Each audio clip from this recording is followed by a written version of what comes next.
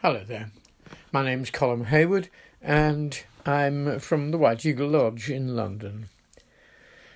And I'm going to talk today about the Cathars and how relevant they are to what's going on for mankind generally and most particularly in the White Eagle Lodge and in particular our London Lodge. So this is very much aimed at White Eagle London people, but if you are from a wider fraternity, well, lovely to have you with us. I'm actually just back from Cathar country. I've been down there for a week. I've made a very late decision to go, and I had to acknowledge that I would end up in quarantine when I got back, which is kind of where I am right now. Gives me an opportunity to start podcasting. And I've had a lovely time. I always do when I go down there. It's a strange thing because while you can go on a tour of Cathar chateaux and hear about massacres and go to some very popular sites like Carcassonne, none of that really appeals to me. That all seems to me about persecution and dying. And I'm interested in people living and understanding and being and developing into something very special and beautiful. And we often talk about how wonderful the Cathars were. I think we're rarely able to give a lot of substance to that wonderfulness. And so I'm hoping that by comparing the Cathars of the roughly 13th century with ourselves in the 21st century, I can draw some parallels. It won't necessarily make us wonderful, and this isn't an ego trip for the White Eagle Lodge, but it may give us a few pointers which help us to develop what is special within our work, and indeed to understand what is special in our work. When I go down there, I generally stay in the region known as the Ariège, the department, I should say, of the Ariège. That's because it has a river of that name running through it. And high above the river, well, it's still quite a sort of rough flowing river in a gorge of sorts. There's a place called Laudat. And that's where my grandmother, Grace Cook, had a vision right back in 1931, which effectively led to the creation of White Eagle Lodge. I'm not going to talk about that vision particularly today or about the history of the lodge. I could do that on other occasion. Rather, I'd prefer to ask the question to myself, what got me interested in the Cathars in the first place? Well, obviously a bit of family law, as it were. My grandmother would talk about going down there and about the Cathars. She never said very much, though. I've really had to research it for myself. And one particular line struck me, both in things that she said and also fairly regularly in White Eagle's teaching. He would refer to the Cathar brethren. And it's that word brethren, or brotherhood, that intrigues me. First of all, I'm not being anti-feminist by using the word brethren. To me, it is a completely non-gender specific term, but I realise that may be hard for some people. It's just I don't have a better word for it. None of them seem to me to work. So I'm afraid I'm going to stick with brethren, but please do hear it as being just as much about women as about men, and of course that is borne out by the Cathars themselves. It's one of the great things about the Cathars, that we do know that the balance of the sexes was, well, at the very least, infinitely better than in the Catholic Church of the time. So we take our model from them, And, of course, in White Eagle Lodge, well, I think if I'm honest, in White Eagle Lodge we probably have more women than men, and we are something of a matriarchal organisation. You can't quite say that of the Cathars, although they have some women heroines, like Esclamonde de Foix. But again, I'm not going to get diverted. The problem with talking about Cathar brethren is that it flies absolutely in the teeth of normal historical understanding of the Cathars. They're seen by historians as a heretical sect that somehow broke away from the Catholic Church and then got persecuted for doing so. There are an awful lot of problems with that view. First of all, there's no particular point at which they declared themselves separate from the church. It was just that the church started to notice that down in the Languedoc, that's the part of southern France which we most associate with the Cathars, although northern Italy was another stronghold, manifestation there, a little bit different. The Cathars really didn't break away from the Catholic Church. They have no particular founders or leaders.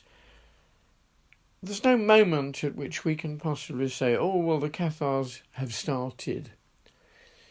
They just emerge into the historical pattern, and the first thing that we know is the Church is expressing concern, and that concern leads quite quickly to persecution.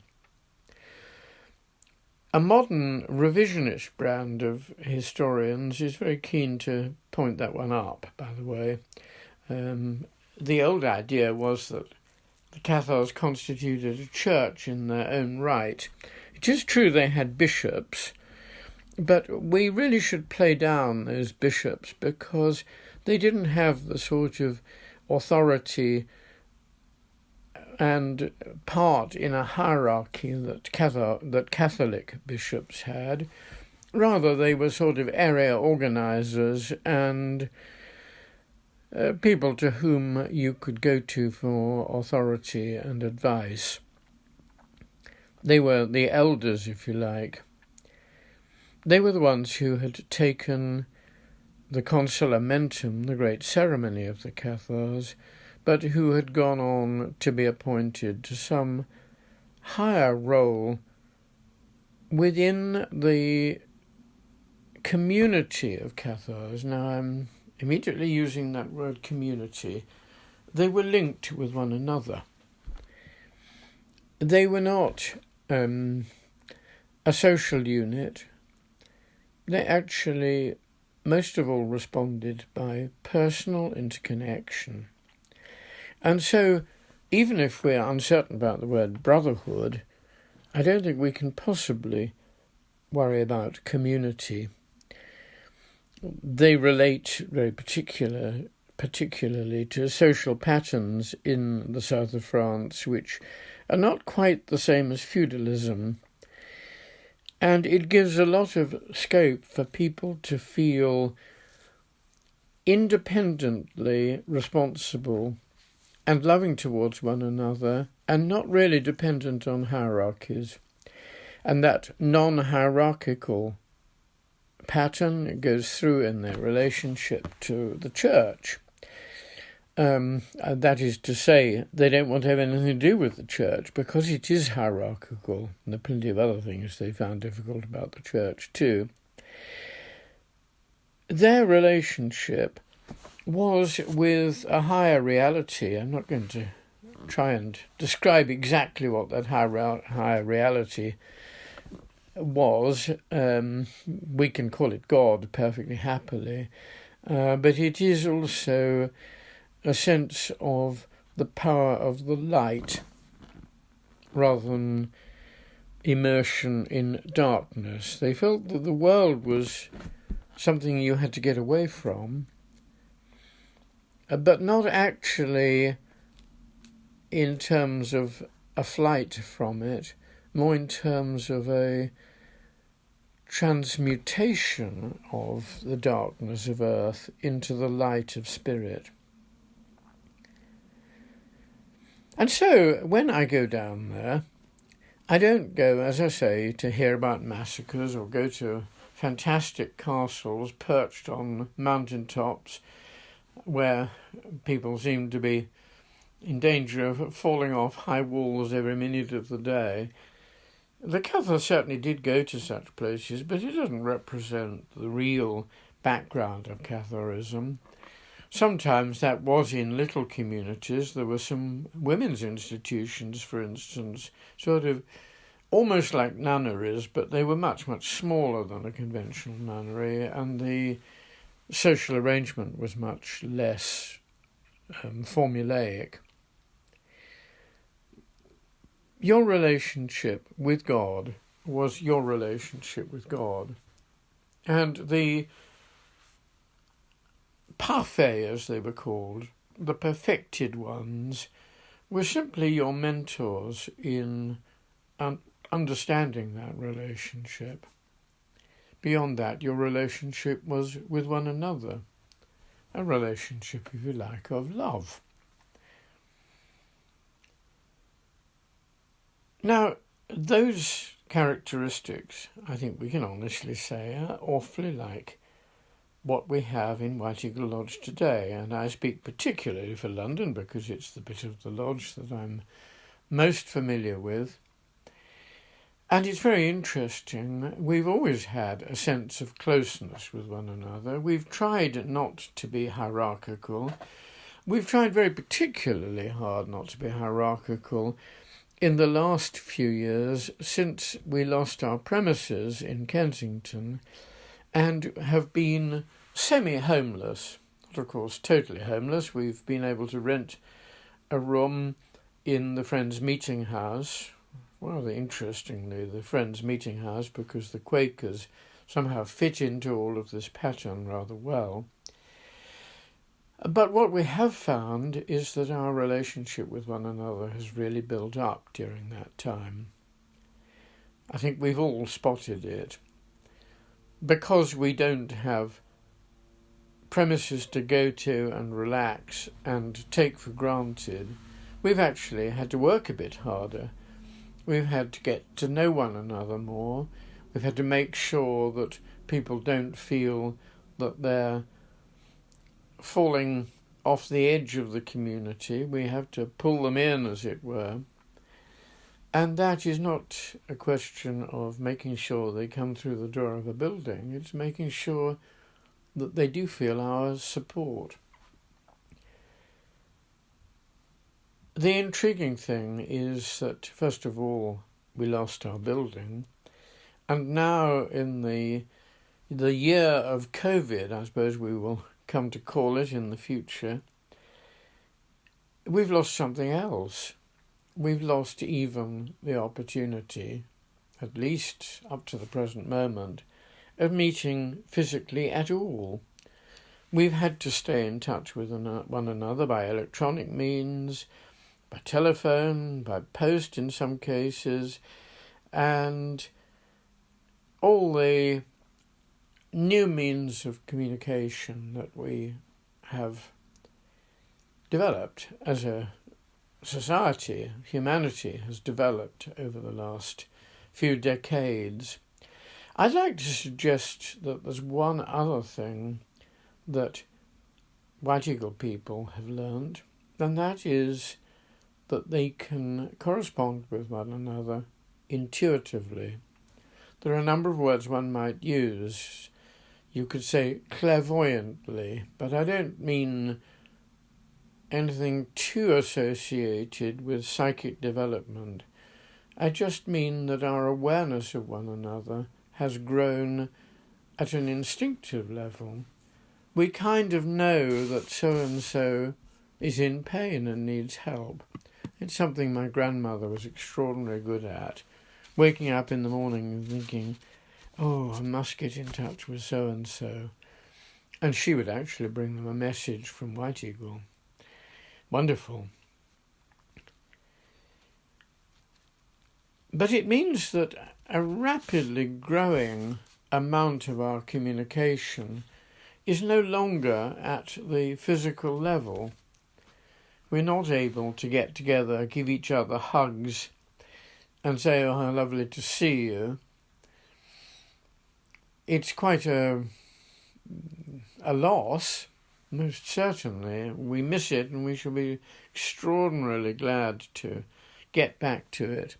But one thing I'm absolutely certain of is that when we get back to seeing one another physically, the level of subtle communication, be that the internet, be that Zoom, or be that our clairvoyant understanding of one another, is not going to go away. We've learnt something during this period.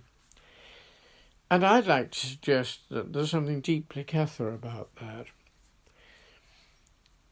My time is running out, and I really only have a White Eagle quotation to share with you. It's a very beautiful one, given to the White Eagle Brotherhood, note the word, right back in 1944, but it seems to me extraordinarily relevant today.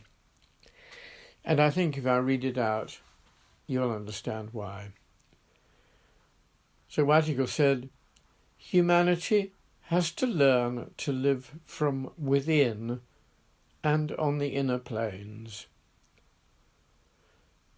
It is important to meet on the inner planes, if only for a flash, and maybe at the hours of 3, 6, 9 and 12, at every magical third hour. There we should all meet in the inner temple and recognize each other. All through the world's history this has happened. There have been times when brotherhoods such as this were persecuted and prevented from meeting physically. The Egyptians went through this period of persecution, and most certainly the Albigenses, or Cathars. In a sense, the same kind of thing has been happening to us. We've been unable to meet in the ordinary way on the outer planes, but this has been a time of strengthening for us all on the inner planes, a period of preparation which has had to be to unite us all, heart to heart, spirit to spirit, in true and real spiritual brotherhood and companionship. Surely we feel that we have been linked very much closer in spirit through our enforced separation. Thank you all, and I hope to develop some of these themes in future podcasts. Stay tuned, stay in the light, and stay under the star. Thank you.